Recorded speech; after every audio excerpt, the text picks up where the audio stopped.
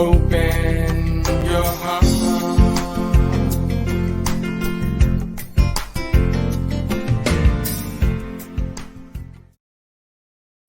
to the Zola Experience. It's All About Love podcast.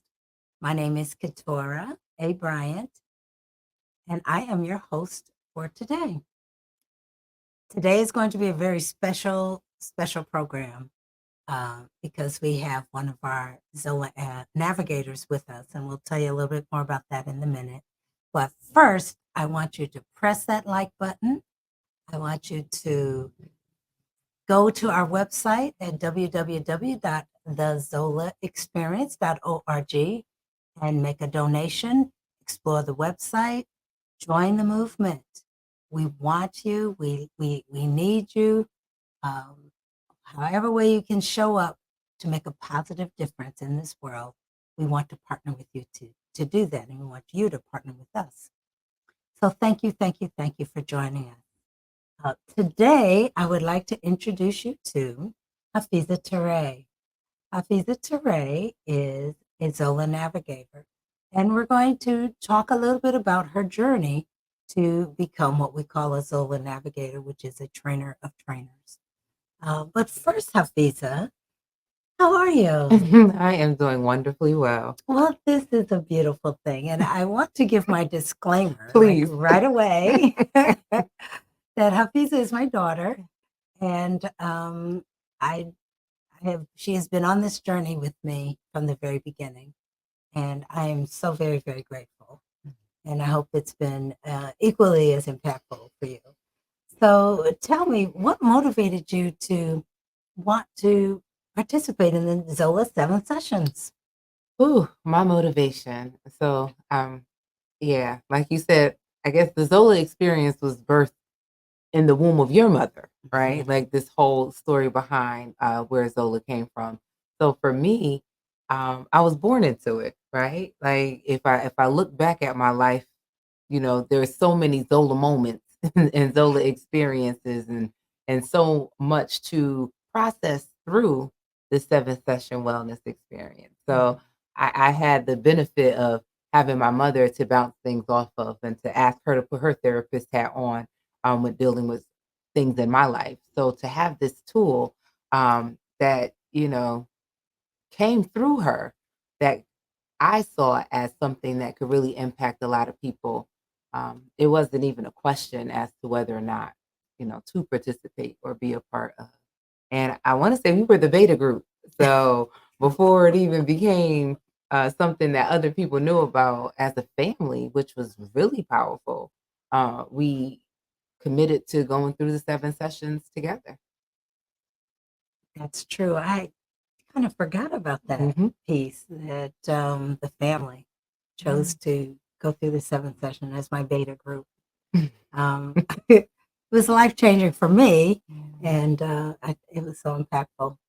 Um, so, having gone through the 7 sessions, what would you think was the most impactful takeaway that you had from Mm. that experience? So it's hard to just pinpoint one, and I say that because being a part of the Zola Experience organization and having been, you had the privilege of facilitating circles. Um, every time, no time is the same. Every time I've gone through it, there has always been something of value that has come out of it, whether it's an aha moment, whether it's a shift in my vocabulary of how I'm processing something that I experienced in life. So um I think just the takeaway is that it's a tool that is evergreen, right? Like you cannot do it too much or have gone through it so many times that it's no longer useful. Okay. It allows you to be vulnerable, to open up to the level in which you've processed at that time. Because I can say that the way that I look at things now is different than I look at things yesterday, but absolutely how I looked at it 2 years ago when I might have done the first Zola circle.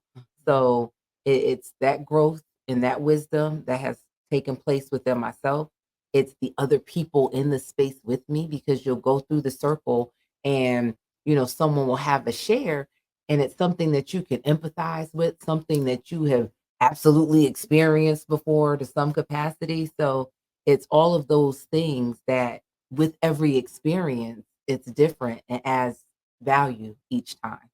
Mhm. So that's my takeaway, that to go in open, to know that, I'm going to come out with something on the other side. Mhm. Okay, thank you. And what motivated you to want to go through the ambassador training?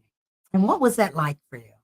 Okay, so the ambassador training is significant because it gives you the framework and the tools to be able to hold space, really, for other people. Mhm. I think one of the most significant things that I learned from the ambassador piece was to take ego out of the outcome, Okay. because you're working with people and their experiences. So it's not like, you know, oh, I have to, make sure this person has a breakthrough, or, there's anything that I'm doing that's going to heal somebody else. Like, that is not, you are a container. You are setting a safe space for people to do whatever it is that they need to do. So I think that was my biggest takeaway. But just seeing the value of it, the passion that you have for it, how it impacted other people, it it's a tool. So to be able to facilitate and create these spaces, safe spaces for others to, do the work that they need to do, how could you say no to that? Ambassador, navigator. Yeah. Okay.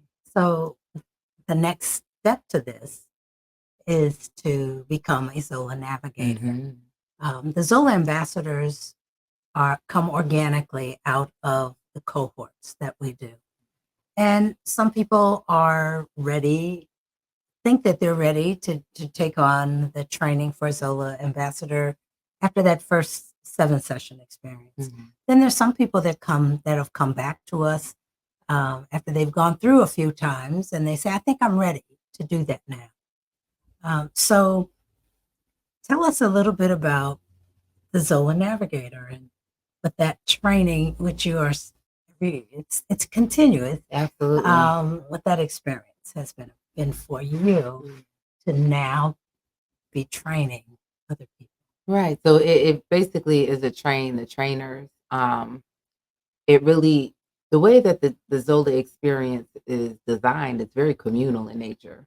So the understanding that it's almost a each one teach one. You're in the space with other people. Um, I don't have a clinical background. I'm not a Mhm. therapist by trade or Mhm. profession. I'm an accountant. Mhm. So Okay. to be, it's a human experience. Mhm. It's holding space for other humans. And I like how you say, the impact it has on humanity, because it really is something that is a tool for the community, and it allows us to have ownership on our own healing process. So as an ambassador, you have gone through it, you can hold space for others. As a navigator, you are supporting those who want to be able to set containers, to get out their own way to be able to do it, right? To provide that feedback, to sit with them through the process, because after a few times go, every time is new, but there Absolutely. is, like, I consider myself an introverted person. And I don't know, some people don't necessarily believe that, but it's the spaces that I'm in, right? And who I'm around. So to put myself out there, to be in a room full of potentially 20 people that I don't necessarily know. It's not it wasn't something I was comfortable with. It wasn't my day-to-day job, something that I was doing. So to get comfortable with that, to be able to have the language and have a framework, because that's really what you're doing. You're Mhm. understanding this framework and you're sharing it with other people. And the way that it's done is just, it's so aligned, and it's so heart centered. Like, you feel it. It's definitely impactful in that way. So taking on the navigator responsibility um, has added value, and it required self-reflection. It requires you to continuously be doing your own work so that you can hold space for other people. So it's just been valuable being in Mhm. this space. Mhm. So, we've been doing this for the last few years, Yeah. And there's been a number of, communities that we've been working with that have had crisis. Mhm. Can you speak a little bit to how your role as a navigator, as well as just as part of the Zola community, how does that impact? How can it impact communities? Ooh, well, I think for the first piece to it is when things happen, I know I look at it differently through a different lens now, Okay. right? So, something happens that in the moment is considered tragic, right? You're in the midst of a crisis, people are hurting. There has been a loss in some way. And it can be applied to various things. I know we think of like a lot of some of the work that we've done has been connected with gun violence, but there's also family matters. Mhm. There's community disagreements, disputes, uh, anything that would cause a rift or imbalance is a loss that we Mhm. can use this tool to process. So I think what it's done for me is allowed me to look at every situation as if how to apply. Okay. How do we open up the space? How do we use I statements? How do we begin to communicate? How do we, you know, what is this triggering for everyone? Like, what Mhm. is this a lesson for? And that's kind of what the 7 sessions brings you through. It's Mhm. no longer coming from a victim space. It's more empowering because even if it is a loss, to look at it from a life lesson learned scenario as opposed to you know, why does this happen to me? Um, which allows it to be more empowering. Mhm. Mhm. So, what kind of settings have we used the Zola experience in? Because most people will think that it's clinical settings, which Mhm. it is not. Mhm. It is a community setting. Um, However, you can use it in clinical spaces, which I have um, in my development of what we're doing. I've used it for individuals as well as in group settings, and it's designed to be in a group setting. Yeah. So, uh, you've done different types of Zola groups. Can you talk a little bit about how what it was like and what's the Mhm, difference? mhm. So, we've done it in different spaces. Primarily, we do it virtually, Yes. but we also have in-person circles, when that is, permitted, or it Mhm. just makes sense. It depends on who is the ask, right? Mhm. Where that's coming from. It's come from friend groups, like sister circles, in a sense, utilizing the Zola framework to facilitate meaningful conversations in that space. We've worked with organizations and agencies Mhm. who deal with families, work with their staff first so that they could understand um, what the Zola experience is, and therefore better support um, their clientele Mhm. in utilizing the Zola experience. We've worked with community organizations, facilitated at churches. So it, it's for everyone. Now there's Zola children, so I'm really interested in Mhm. how, what that transition looks like, and how it impacts the communication, because really it's a language. It's a common language from shared experiences that we then can begin to understand each other Mhm. better, because there are these terms that we throw out a lot, like even love. You can Right. ask everyone in this room what love is, and we'll all have our own definition.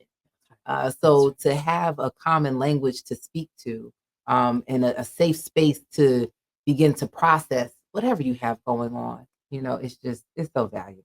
right. So one of the things that people often say to me when I start to describe what we do in Zola, and when I bring up the term that we use in Zola called your lost love object, uh, that seems to be the thing that really shifts people. Yeah.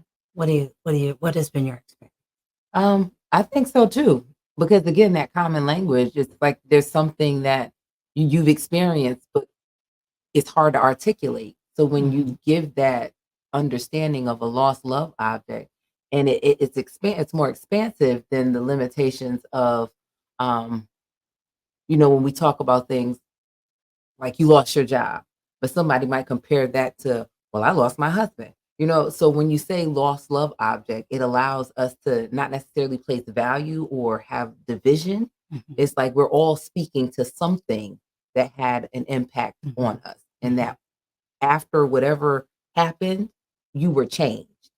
So that whole value on it as to something being more significant than Right. the other, Mhm. it alleviates that, right? So now I can have a conversation with you about something that I lost and then not be that division. Mhm. Mhm. So I think there's value in that. Absolutely. Because we've had some folks have come.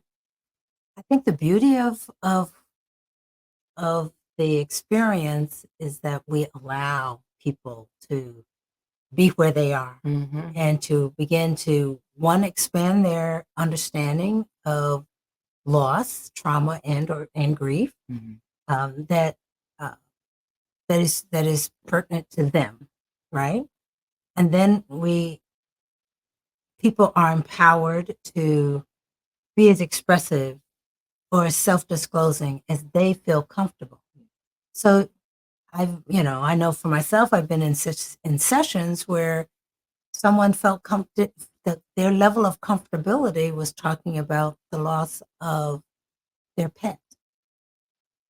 And Yeah. for some people, and for a lot of people, that is a major significant loss.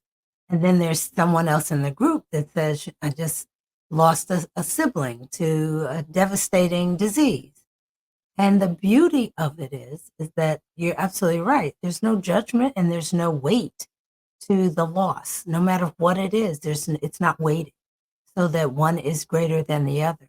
And as you stated so clearly, it is how the individual is experiencing it. And I love the idea that from the very first session, we're about building a community, Mhm. right? Mhm. A community of trust, a community of caring. And I really like that piece in there when they begin to talk about uh, those support networks that have helped them to get through, right? Because it's so impactful because you may say that you've done something like I go to the beach whenever I get stressed and then I journal. Mhm. I might not have tried that, right? Or for someone else has said, I carved out a space in my house where I can sit and meditate or sit and write and just sit and be still. Mhm. So, and people are thinking they need something very Right. elaborate, that they need to be going somewhere, Mhm. where no, you just need a corner in a room Yeah. somewhere. Because oftentimes, they talk about having a prayer closet, Mhm. but it doesn't have to be that elaborate. Mhm. It can just be a space that you make sacred, Mhm. that you make sacred. Absolutely. So where would be because we do talk about that in Zola. So where's your space? Where do you find Peace. that balance? Because I know for myself, after that first day session, I am so wiped out. I Yeah. was like, I just need to go to my happy place. Right. So we oftentimes go to our happy place afterwards, Mhm. and we encourage people to do things like do a nurturing meal or Yeah. something because Take it a is hot bath. yes, because it is a lot. It's a It lot. is. It's It's a lot. energetically, it's a lot. You're moving around a lot within yourself, but you're also dealing with other people's energy, right? Who are in the space and sharing space with you. So as far as like my happy place, what I've learned to do is to create it wherever I am. Yes. And I think that's another takeaway and tool that you get from Zola. Like, Mhm. how do you create that zen space within yourself without using anything outside? We talk about different modalities that can help Mhm. with that, whether it be tapping or something of that nature. Um, but I go hug a tree. Let me Literally. tell you how, because again, I deal a lot in energy work, and trees are very good at absorbing energy. When they talk about tree huggers, it's a real thing, y'all. So to go to a space that's green, where there's grass, like I just came back from Egerton Park. I had to go sit for a little while. It's been calling Okay. me for a few days. Yes, it And is. today I went. But Mhm. to take your shoes off and put your feet flat on the earth, to go touch a tree, or just to sit and be still in that space, you get caught up in like so much of the hustle and bustle of life that sometimes you just have to be still. So I find that I can do that at home, yes. And can do the prayer closet and all of those things. But nature is really what calls me. Sometimes it's the beach, and that's why we have the best of so many worlds here where we are in New England. So we have the mountains when the mountains are needed. We got parks when parks are needed, and we got the beach when the beach is needed. Okay. Well, this has just been refreshing. And I have I always enjoy sharing space with you anyway. Yes. And so this has been really, really good. And I really do, I'm very, very grateful. And I thank you for walking this path with me and seeing, having the vision that that's shared. Oh, And what a legacy I to give to humanity. absolutely. So thank you. So this ends our episode of the the Zola experience. It's all about love. We are a 501c3, and which means we're a nonprofit. So if you are a foundation, if you have a passion uh, for the work that we're doing to heal communities throughout the globe, because we are global at this point. It's been really interesting because the beauty of the internet uh, gets us out there in places where we would not expect.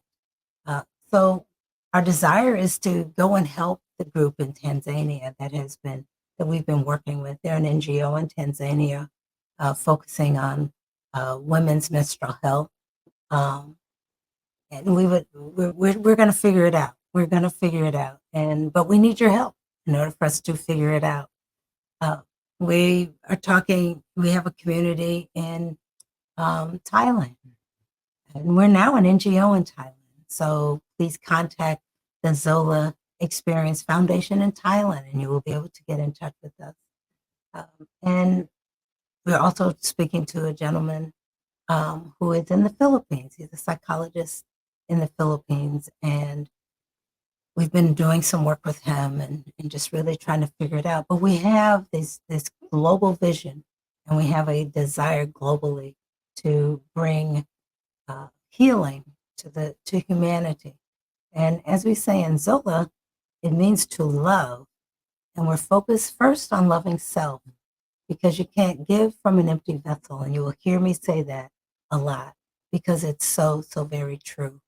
And the emptiness manifests in other areas of our relationships that we think of them as us being blindsided, but in actuality we're not, because you haven't done the work to understand what are those lost love objects that you have not lent voice to, that you have not processed, that is impacting how you interact with other human beings.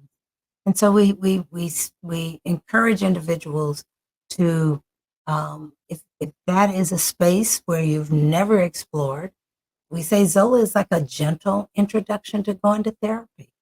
Um, and it normalizes to be able to go speak to someone on a regular basis.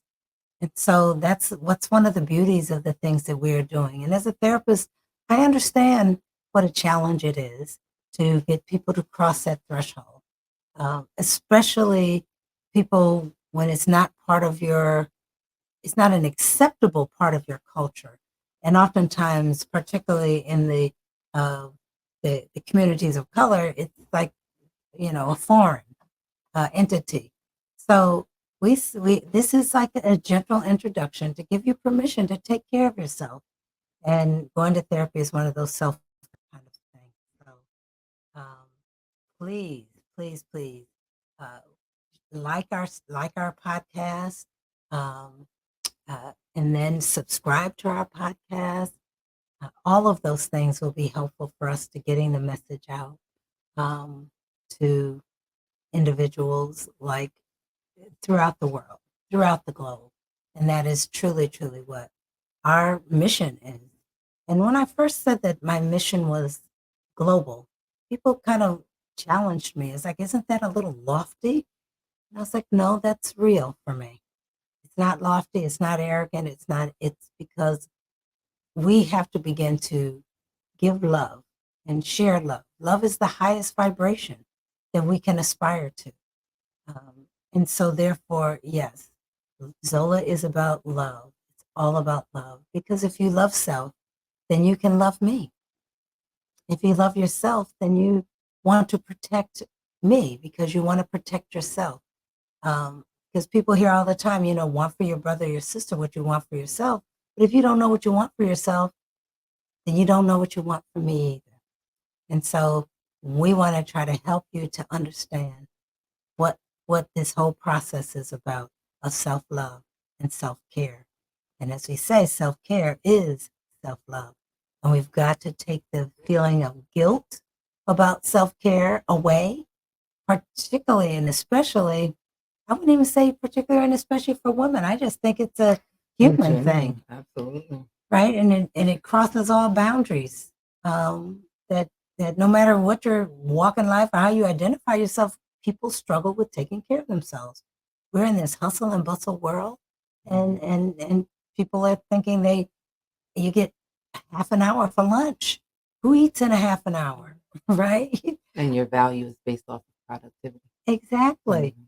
Or like you have a loss in your family, whether it's a geographical loss or whatever, but they give you a time limit that you're supposed to be able to deal with that and to move on with your life. It's not like that. So we say to you, like and subscribe, visit the website. There's wonderful articles on the website, and there's videos on the website that I'm sure that you will enjoy. And support this movement. We need you, we want you, and we're sure that you will find benefit in the work that we are doing. So welcome, and please come back and join us for our next episode of the Zola Experience. It's all about love podcast. Thank you so much. I'm Katora Bryant. Peace and blessings. Thank you, Hafiza. Thank you for having me.